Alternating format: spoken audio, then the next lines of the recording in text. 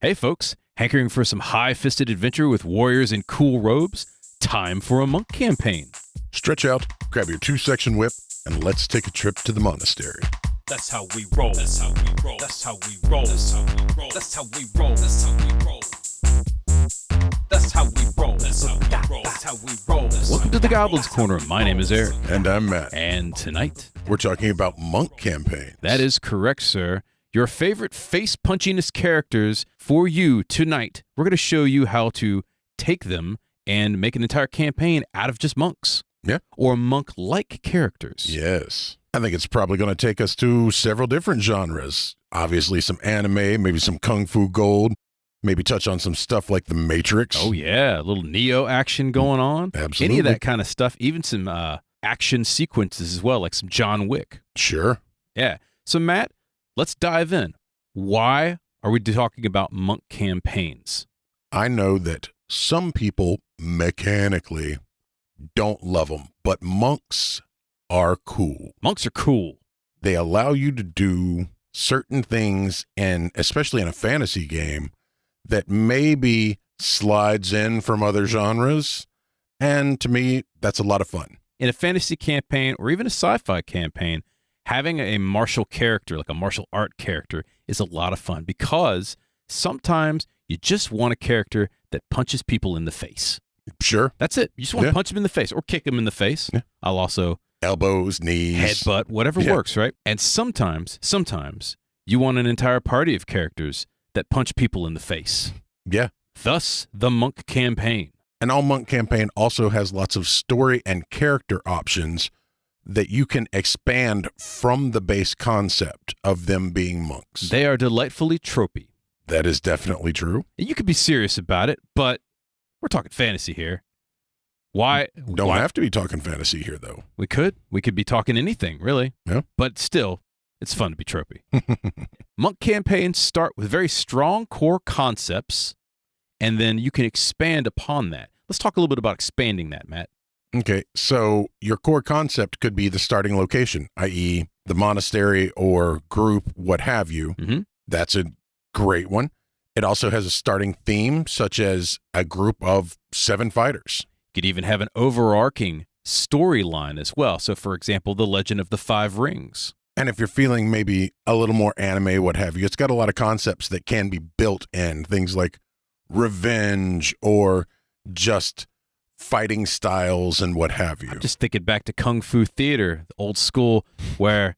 you killed my master. Yeah, master gets killed, and you go on this quest for revenge and self-improvement just so you could beat the hell out of somebody. Or also... your school of Kung Fu versus my school of Kung Fu. There's a lot of options available. Absolutely.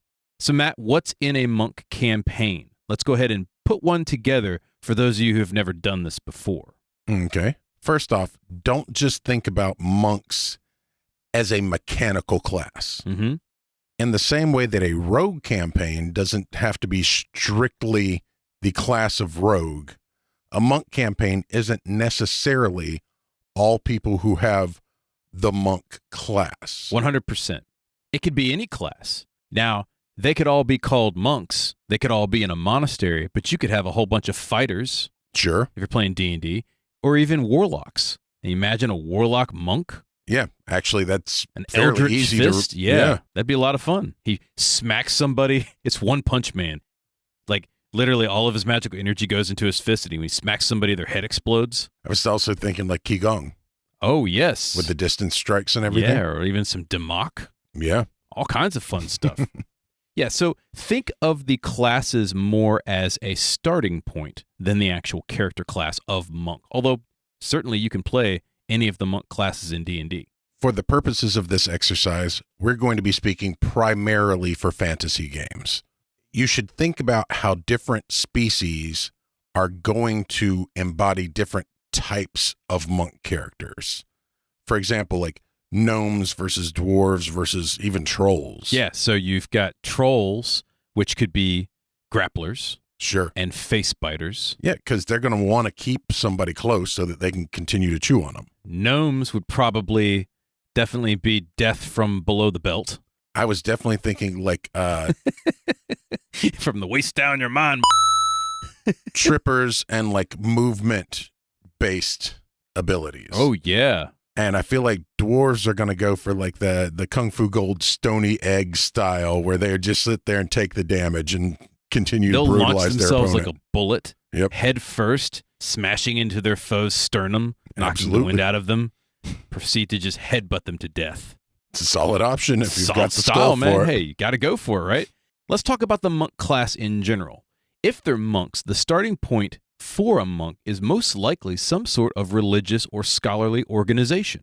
Now, this can be an actual monastery that trains and houses the individuals, or it can be something like a library where they take classes, or a guild, or even some sort of just adventuring group. Sure. All of these are excellent ways to start like a monastery style campaign. You could even have like a governmental training program. That could be fun. You could. This is also a game where the team dynamic is built in. Perhaps all of the characters are from the same monastery or organization, if that fits your game. It could also contain a place that sends orders or provides the impetus for action, or even their base of operations. DMs, this is a great starting point because it lets you get around the need to like intertwine pesky character background options and stuff like that. They're all in a monastery. They're all in one location. They're starting off knowing each other. Right. That doesn't mean from a PC side that you can't have a dark past or even a completely different Familial bonds Sure. or whatever. Yeah, you could have any of that stuff, but it does give a nice baseline point to start your game off with. And sometimes that's really good, particularly if it's new players or even experienced players that want to try something different. Sure. Because fitting all of those wacky characters together, as you're aware, as many DMs are aware, is tough. Can very much be. But if you've got a starting point that they're already all entwined into, that makes it much simpler. And I was thinking, one of the things you could do is if they all start in a particular location, and again, it doesn't start in a bar, it starts in a monastery this time. That's right. Then you can backtrack with your character stories later. You can have these fun reveals. Oh, well, before I came to the monastery, I was a wanted man, right? So your thief character might, be on the run. Sure. Or maybe your character's a mage. Remember, they don't have to be monks. Right. Maybe delve too closely into some sort of sorcery and something happened. Or maybe just has a dark past, right? Maybe your character just has a shadowy past or just decided to join a monastery for some adventure. Could be like an X-Men type origin story where when a sorcerer's power first manifested, something very bad happened. So they went to some place so that they could train to control it. That's a totally useful option. Yeah, I like that. In addition to that, monk campaigns also have lots of classic anime options. Of course it does. Again, we're talking fantasy here, but even sci-fi works for this. This is D&D, so you get to have flying, fireball casting, shadow stepping, astrally punching, mystical monks. Get crazy with it. It'd get ludicrous. And you know what? You should. Your monk should be able to shape change into a bear and beat the out of somebody. 100%. Also, I love the idea of street fightering a wizard.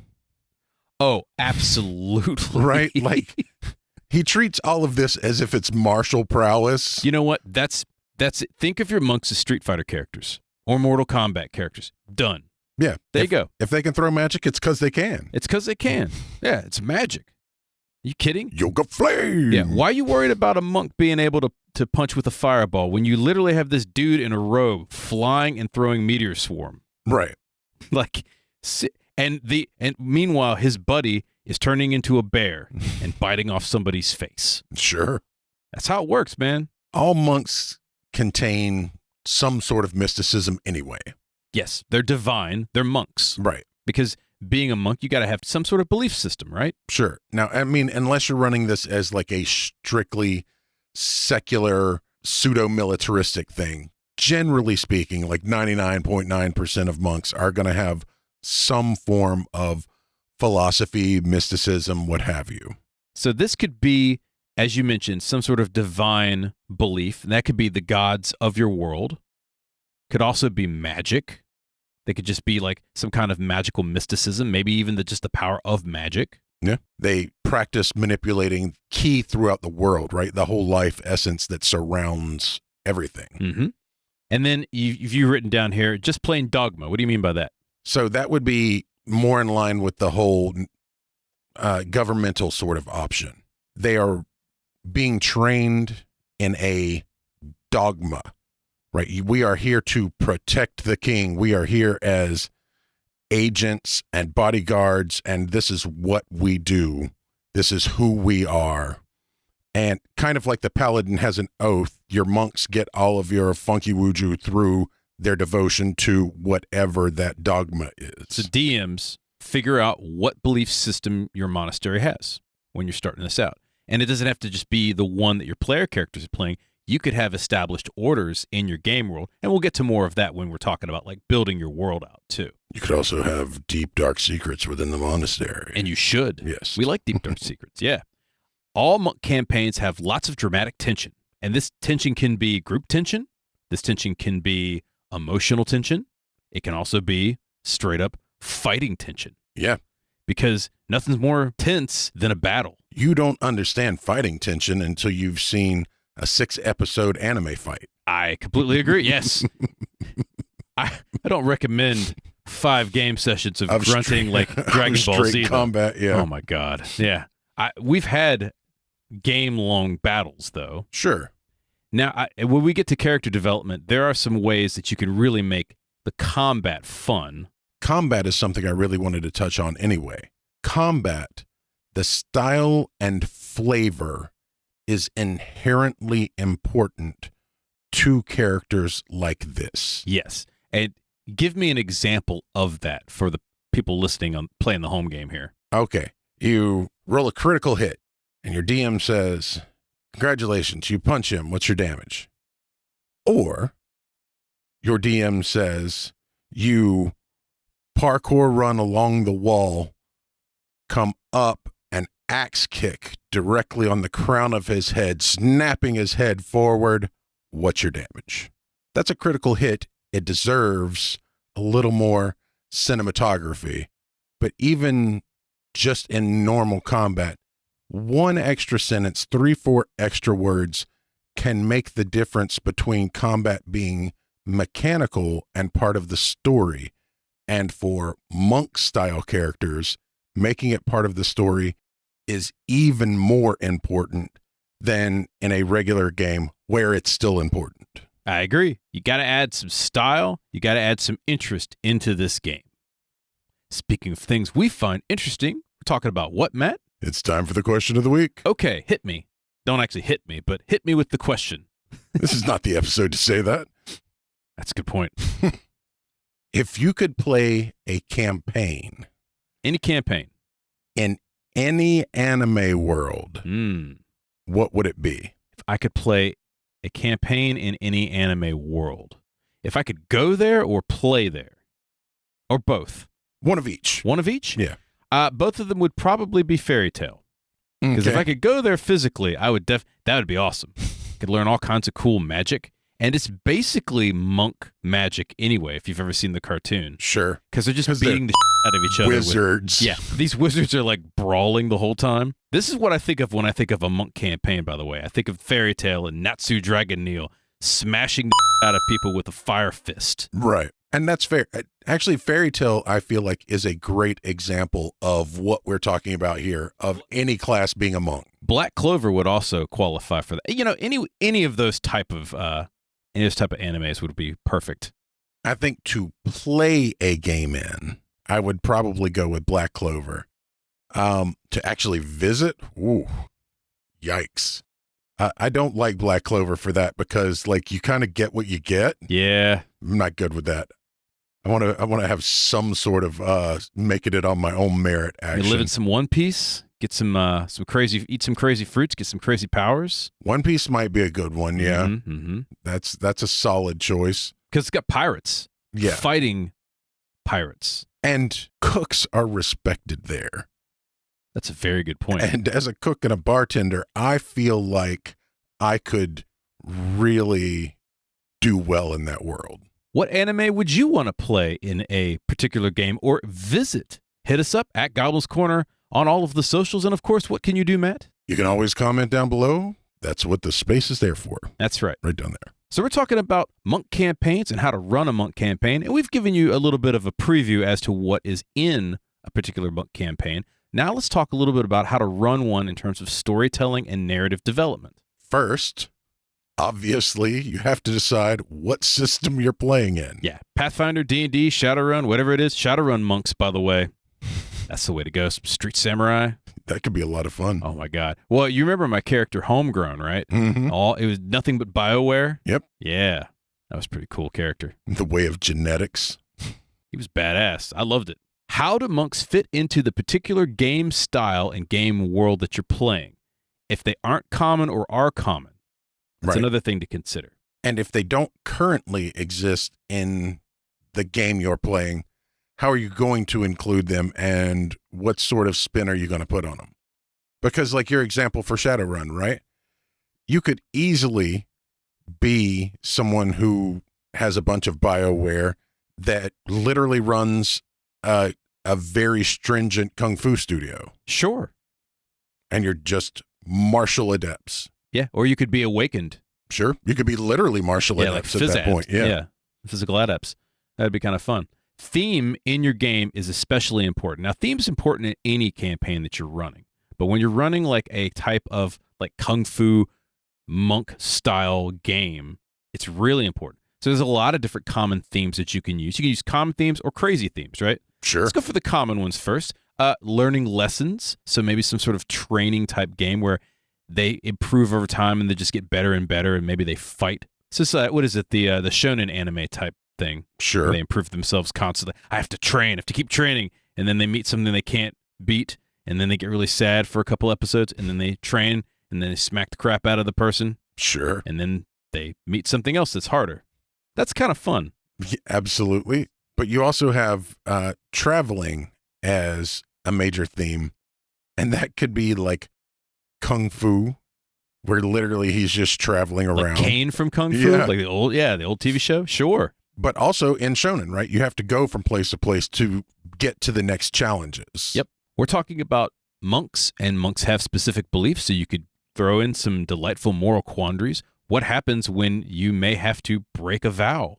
You also have to think about the dedication of both physically doing all of the work it takes to be a monk, but also the dedication to whatever the morals, values, and vows that may be involved in that organization. Here are a couple more off-the-wall themes that I think are a lot of fun. First off, a good old revenge-themed story is a delight. Sure. We've already talked about it. Yep. You killed my master. You stole the ancient sword, right? Like, my name is Inigo Montoya. Sure. You've killed my father. Prepare to die. Now, in fairness, he's a vengeance paladin, but... You know what? I agree with that as well. Competition is a really fun theme as well. This could be some kind of just crazy Street Fighter style Mortal Kombat game. It could be, or it could be Shaolin Soccer. Yes. Oh, bring him Shaolin Soccer. What a great movie. Hey, these are holy wars. You could have a holy quest, Matt. Absolutely. Now, you could also have them engaged in espionage. Maybe at the same time. Yeah. These are visitors from a foreign land. Maybe they're going to be given access to different places so that they can meet different people. And the whole time, they're just soaking it all in. And then I love the last one you wrote down. Mercenaries are also a valid theme for this because they don't have to be good. Right. You could have an evil campaign or even just like a neutral campaign. They're mercenaries because they need to rebuild the monastery. There you go. Right. They're just trying to make money. To get cash money, Yeah. rebuild everything back. Maybe it was burned down. Maybe that's how the game started. Sure. That'd be kind of fun. Or maybe they just want to get fat loot. We've talked about starting a game by the bar burning down. You could start the game with the monastery burning down. Mm-hmm. Is your campaign mission or sandbox? And then is it an episodic game or is it an overarching story? Those are two very important questions to think about. A mission-based episodic style monk campaign can have basically a monster of the week, right? Or Sure. mission of the week. And that's a lot of fun. An overarching story might be better for character development and progression and leveling. Yeah, it really just depends on how you go about it. Also depends on, what your group's play options are. Yeah, so are we going Kung Fu The Legend Continues, or are we doing a little Avatar The Last Airbender style? Right? Yep. Episodic versus kind of a continuing story arc. Absolutely. Setting and history are important. What does the world look like? DMs, how do the monasteries fit into your game world? We mentioned this before, but like seriously, put some thought into this. What are they tied to politically, religiously, and socially? Those are the questions you need to be asking yourself. So give me an example of that. In Jujutsu Kaisen, you've got schools. Mm-hmm. They're monster hunters. Yeah, that's literally what they do. It's their purpose as Jujutsu sorcerers. Now, you could have, on the other end of that spectrum, a group of monks that are trained specifically by the government for assassination, espionage, bodyguard work, whatever. And those are going to have two very different feeling games. One's going to be punching into a clock, and the other one's going to be punching into a school. Sure. Punching is definitely going to be an option for both. Certainly. What's the monk's religion or their dogma? Remember, most, like if we're going in the strictest sense, they have some sort of belief system, which is why it's based off of that. It doesn't have to be a monastery, and it can be a monastery, but it doesn't have to be. It could be, like we said, a school, a class, a training camp, or even just a guild. Another thing to consider as a DM is your starting locale. Where are you in the world, and where is the game starting? So a couple of questions to ask to kind of flesh this out is, first off, is the monastery sheltered, right? How close is it to civilization? Is it up on top of a mountaintop? You have to like wade through a stream. 10,000 steps. Yeah, fight an owl bear to get to the top, answer a few, riddles of the Sphinx, or is it inside a city? Right. Just hanging out downtown. Anybody can join. In downtown Baldur's Gate. Downtown Baldur's Gate, yeah. Just a monastery. The bad part of Baldur's Gate, downtown Baldur's Gate where all the crime and the monks there, they fight the crime. I was going to say, I don't feel like it would be very crime-ridden for long. No, they keep the city streets safe. That'd be kind of fun. How much do the monks know about the outside world? If they're up on a mountain and they're intentionally sheltered, probably not much. If the monastery is in downtown Baldur's Gate, probably know about as much as anybody else. Here's a pro tip, DMs. Craft 5 things that people know about the monks. Any 5 things, right? Maybe the particular style of clothing or the type of moves that they do. And I love what you also added to this, Matt. Make 2 of them wrong. Yeah. Right? So 5 things, 3 of them are correct, 2 of them wrong, and any of them are legends.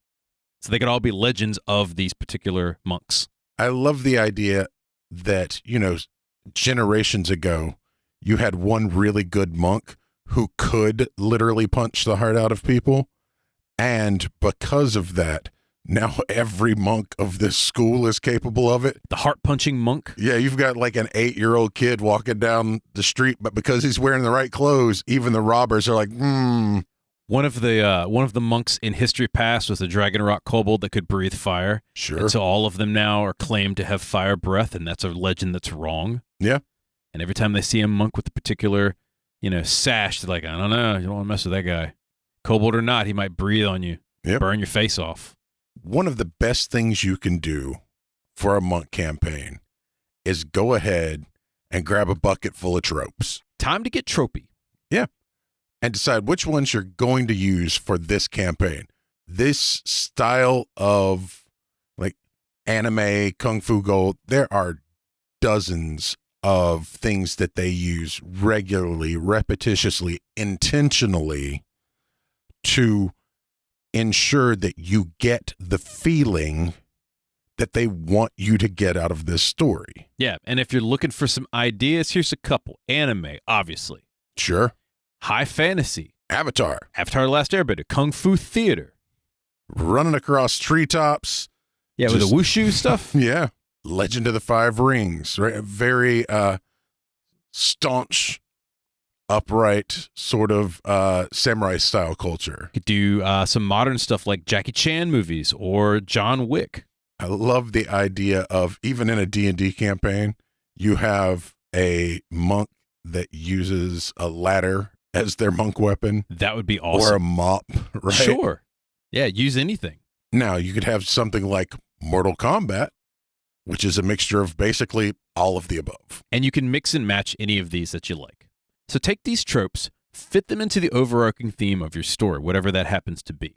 A Mortal Kombat revenge story is way different than, say, a exploration traveling anime. In fairness, like the traveling anime can touch on the Mortal Kombat land. Oh, you could do both. Yeah. Everybody's happy, and then all of a sudden they just get brutal and rip some vicious. Yeah, somebody's spine gets ripped out. That'd be fun. Or Sub-Zero shatters somebody. And then they go back to traveling and having a good time. All of this comes down to, at the end, to communicate these intentions, these themes, and these ideas to your players, because they're doing this with you. And also, it's very different when you tell your players, I want this D&D venture to feel like One Piece, or you don't tell them, and they're like, this feels like a One Piece ripoff, right? If the expectation is, we're playing a One Piece game versus, I don't like One Piece. Yeah, talk to them, because they might lean into that, and Right. it'd be fun. They might, structure their characters around that style and really enjoy that.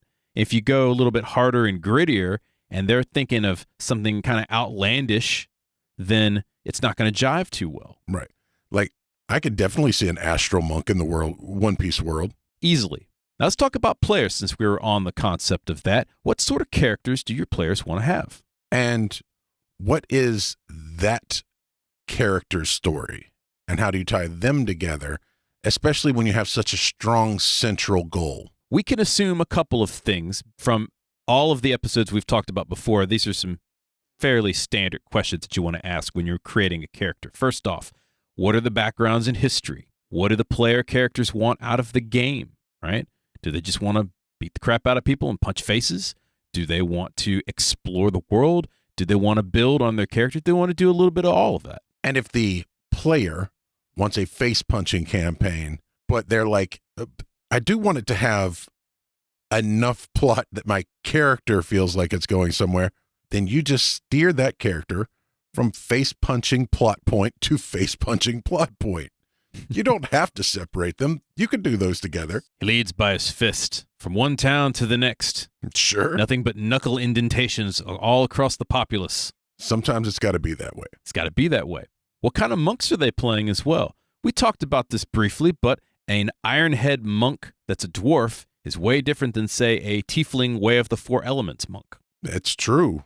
First thing, fix the Way of Four Elements. But after you've fixed it, the flavor is going to be very different. It does kind of suck. Somewhere, someone has fixed it. They made them 1/3 casters instead of the whole key points for spells garbage nonsense. It's a much better take on it. I suggest looking it up. Don't send us hate mail. It does suck, though. It does, and the fix for it is better, period. By the way, a Kinku Kinsai monk sounds awesome, if for nothing else, for the alliteration. A Kinku Kinsai monk that's using a bladed fan as a weapon. And shaped like a bird tail. Oh, that is awesome. Follows the Raven Queen. Oh, nice. Yeah. Yeah, there you go. That's free. That's a freebie, folks. There you go. Keep in mind, they don't have to be monks either. So here's a couple of examples that we think are really awesome. First up, Eldritch Knight that just beats people up and casts spells. This is very Mortal Kombat Street Fighter style monk. I was thinking Fairy Tail again, because or once again, Fairy Tail. It is. It simply is. Cast some buffs on you and just go to town, right? Yep. A Hexblade Warlock with a magic weapon. I mean, that fits phenomenally well. Druids and clerics go for Sacred Fist, right? Absolutely. Personally, I would be the druid monk, turn into a bear and punch somebody to death, then bite their face off. Sure. Lots of fun. What is the monastery/organization like? The DMs are going to need to let their players know the daily life and what is expected of the characters from the monastery. Yeah, so are they like lugging water from a river all the way up the hill? Are they doing chores? Are they training half an hour? Have a basic idea of what the daily life is. Yeah, and you don't have to beat the dead horse on this, but let them know every day they're at the monastery, this is the standard schedule, or these are the expectations. And while you're on that, how is status played in the monastery as well, if there is any? It could be like a very egalitarian style monastery, or it could be that there's a very strict hierarchy, and those differences are wild. When you're running this campaign, you also want to throw in some stakes into your game. So stakes and consequences will depend on what particular style you have. Stakes could be certain death, but the stakes could also be fate of the world, right? It could be something as simple as the loss of the monastery due to financial ruin. Or loss of face, if you're talking more social aspects. Sure. Lots of fun to think about stuff like that. More importantly as well, when we're talking about like the monastery and the customs, how do the taboos from the monastery, if any, affect the player's choices in the game? If you don't eat meat and you're from a place where that's not unusual or fine, but you go to a place where that is the primary food source, there are going to be some amazing options for storytelling there and role-playing and what have you. Finally, DMs, how will you reward your players in this particular campaign? Now, it could just be XP and fat loot, but remember, monks don't really need a lot of loot. At least the player characters don't. If you are giving them money, that's great. They need to have a reason to be receiving that money, because otherwise they may just be like, I'm good. If you checked our previous episode on managing character wealth, we have a lot of alternative ways to give rewards to player characters. And I think for a monk campaign, that's a really good idea. Because, yeah, they've got lots of gold, so what? They might be able to get some magic items, but again, they're monks. They really don't need it. They could beat stuff up with their fists. Sure. They get a few things. But here's a couple of examples that we think might work really well in this particular style campaign. First off, prestige. Either real-world prestige or monastery prestige or just being known as a famous warrior. Magic is always a great option. This could be, maybe location-based magic or some temporary blessings or something like that. 100% makes sense. You could get wisdom, right? That could be secrets or hidden techniques, maybe even some kind of inner peace, found enlightenment. Yeah. I love the idea that the government has been like saving these ancient wisdoms as options to dole out to people who they can't buy outright. Right? Like, we really need this dude's help, but we know he doesn't care about the money. Here's the scroll of Lao Tzu. All right. You really want to learn this ancient technique? We need you to do some work for us. Yeah. Sometimes it's easier with the carrot than the stick. Also, you can just give them feats. Whatever thing they've employed the most of that is out of character for them, give them a commiserate feat in it. And this could in-game be some sort of, training that they've done. And that's a lot of really fun ways to give them a little bit more power without giving them a whole lot of power. Understand, don't give them a blank feat.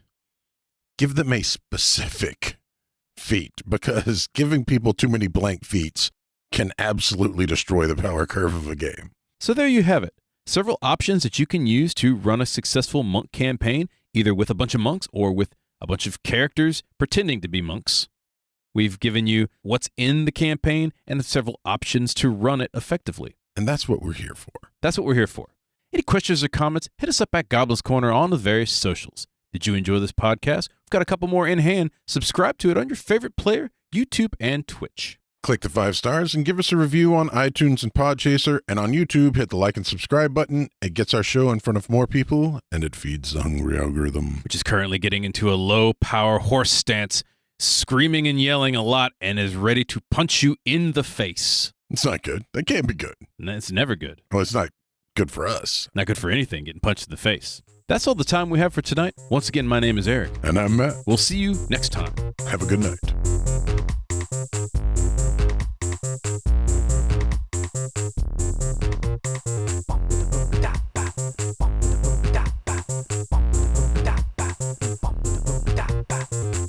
The Goblin's Corner is written and produced by Eric Holden and Matt Staples. Show song by the mighty D20. Don't we love that guy? Sure. This is a Subterranean production.